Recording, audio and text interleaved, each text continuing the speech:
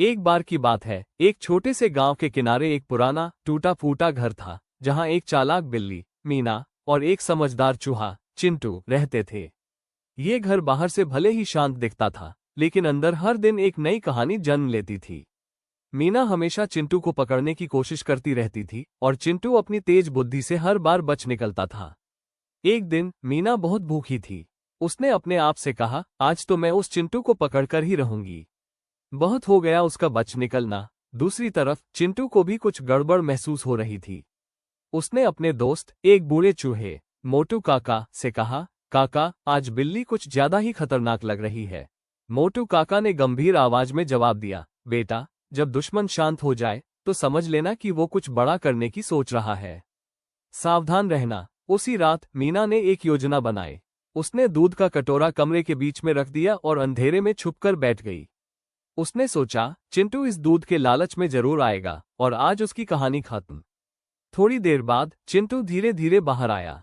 उसने दूर से ही दूध देखा और रुक गया। कुछ तो गड़बड़ है, मीना इतनी आसानी से खाना छोड़ दे, ऐसा हो ही नहीं सकता, चिंटू ने खुद से कहा। तभी मीना ने मीठी आवाज में कहा, अरे चिंटू डरो मत, आज मैं तुमसे दोस्ती करना चाहती हूँ। देखो मैंने तुम्हारे लिए दूध रखा है।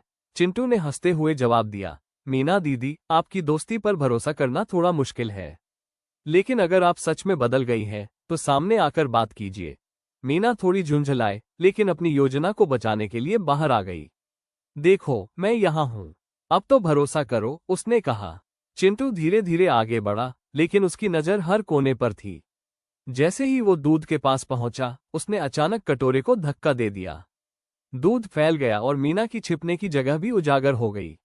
मैं जानता था तुम कुछ ना कुछ चाल जरूर चलोगी, चिंटू ने तेज आवाज में कहा।